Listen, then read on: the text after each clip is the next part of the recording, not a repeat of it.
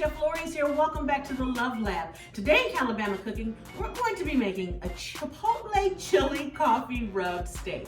This is going to be absolutely amazing, rich and delicious, and I'm telling you, it's going to really set off your holiday table. All right, so here's my piece of meat, guys. This is really like a standing rib roast recipe, but I had my butcher cut me a smaller piece. You know, a rib roast would be about that big, but I really didn't need that much, but I wanted to show you how to make sure it stands up. So we went about 2.5 pounds. Okay, good. Just make sure I knew we'd all be on the same page. Let's get started with the rub. So here I've got the ingredients for my coffee rub. I have in here, I'm gonna mix these up. So I'm gonna use the fork. We've got in here my Chipotle chili powder. Okay, that's over here. We've got some garlic powder, a little bit of paprika, some black pepper, and some salt, and some brown sugar. And the brown sugar is good because you can oftentimes get a little bit of spice heat sometimes with the Chipotle. You know what I mean? And the brown sugar really helps to tame it. It tames it down, but it also makes it so it doesn't lose its spice. It doesn't lose its flavor. It's just not like, you know, like cutting up, killing your mouth. Okay, so what I'm doing is I'm just gonna mix these together in this bowl a little bit first. Okay, just a little here. And then here I have coffee. Now I'm using a nice rich espresso roast this time. You can use any coffee you want, but I really recommend using a nice rich coffee. And I'm gonna put this into my mason jar, and then I'm gonna mix the other portion in here as well. Am I tongue-tied today, y'all? And I'm gonna shake this up. And the reason I'm doing it like this is because I probably will have more than I need for this steak, but this is a great rub to have around because you can do a coffee rub on anything. And the other beauty of a coffee chili rub like this is when you make it yourself, you can make it as rich as you want it, which means I can put as much coffee flavor in there as I want, because I mean, it's not gonna taste like a coffee steak, you know what I mean? All right, here we go. Let's get this in there. Those are some brown sugar lumps you see. That's okay, it's all part of the world with brown sugar, but when we get it out and spread it, yeah, don't let that kind of thing worry you. Okay, all right. Now I'm gonna put the top on my mason jar, coffee, spice rub, and just shake it up really good. You can actually even make music. All right, see there? And like I said, don't worry about the brown sugar pits. For what we're doing, it's gonna be okay. All right, now I've got some room temperature butter here. It's a little bit melted, but not too much, because what I did was I put it in the microwave on like 20%, just for a few seconds, just to kind of, you know, soften it up. And we're going to add this rub in here. Yeah, we'll use the bigger bowl. So I'm gonna do start with these nice 2 good tablespoons. Mix it together like this. See what I'm doing? This bowl is probably not big enough. Should have got a bigger one, but that's okay. We're gonna make it work, ain't we, fam? There we go. See, this is why I wanted that butter to be nice and soft. You don't want it melted, but nice and soft so that you can rub it. I mean, stir it like this. See there? We'll actually rub it too, because we're gonna rub it all over the steak. Okay, what I recommend, I know it's strange. Taste it. Oh man. Wow, okay, let me hurry up. That was really good. That's better than I thought it was gonna be. I can say that, right? Okay, now I'm using a cast iron pie plate. You can use anything you want. I'm using this because I love cooking these things in cast iron, and this is just a nice simple size. What's so cool about cooking rib roast with a nice rub on it is you don't have to even stud it. When I cook a regular roast, sometimes I will stud it with garlic, but you don't have to do that in this case. You can just put the rub on there.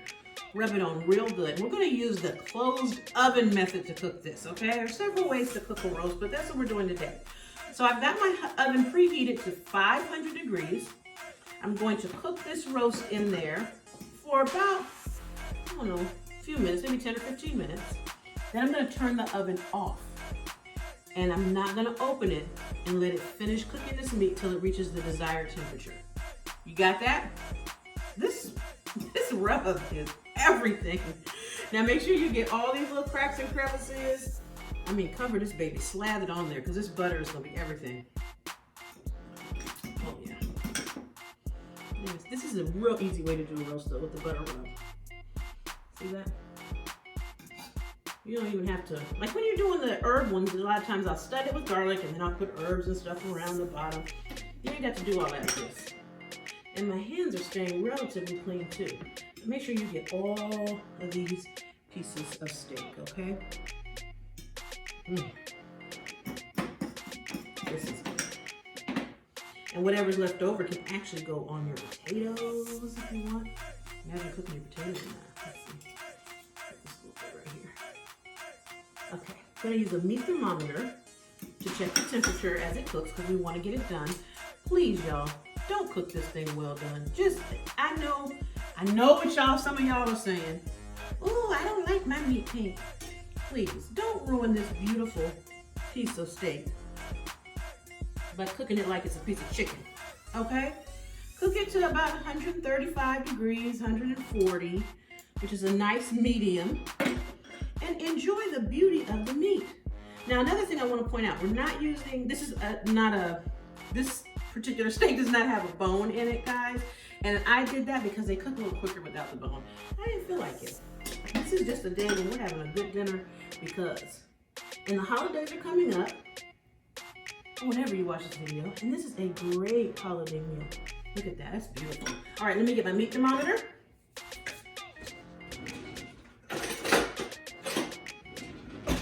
Okay, here's my meat thermometer. I'm gonna stick it into the center of your roast, okay? Just like this. Make sure it goes in. Fork one. There, okay? So that's in. Get it past your probe section. And the end that I will connect this to, this part, I keep on my oven. All right, so this is going in 500 degree oven. Then we're going to turn the oven off after a while and just let it cook and do its thing. Well, family, our roast was in the oven, cooked it for 12 minutes on 500. Then I turned the oven off and I let it continue cooking until it reached a temperature of about 133 degrees. And that took about 20 more minutes. I took it out, covered it in this tinted foil to let it rest, and look at this beauty. Now, she did fall over in the oven. I'm not gonna lie, but I shouldn't be surprised. She wasn't very big, but look how beautiful she is, and the house smells so amazing. And I want you to see, look at that. You see that? See how that butter crusted beautifully? This is a beautiful piece of meat. I'm going to take her out. I let her rest, like I said. Make sure you let her rest so all the juices don't come out, okay? I'm gonna put her over here. There you go, pretty lady. Take out the thermometer. Oh man, I was so happy, y'all, and surprised when the thing went off and said it was done. I was like, that wasn't bad. And you see, look, on the bottom, we've got some pan drippings here.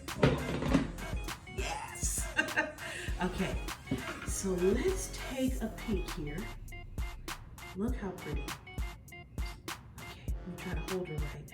Let's see how we're gonna cut her. Oh Lord. Oh Lord. Let's just go down this way. Yeah, honey, I'm calling on him. Oh,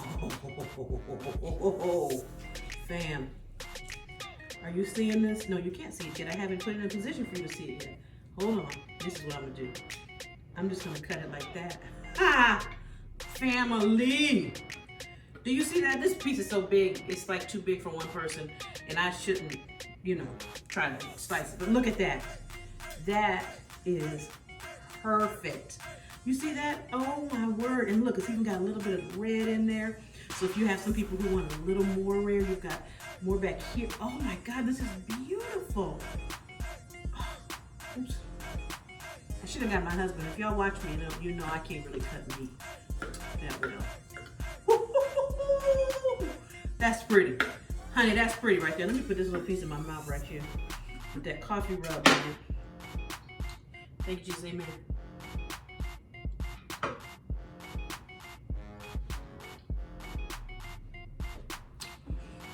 Wow. It's tender, it's juicy, it's not fighting with me. Please don't cook this steak like a piece of chicken. Don't do it. I'm begging you. Medium. Let it have a little red in it like that. This is amazing. Thanks for joining me, fam. I hope you will make this. This is a great addition to your holiday table or your everyday table. We've got pan drippings in here to put over as well. This is everything. Thank you, Jesus. I'll see you next time right here on the Love Lab.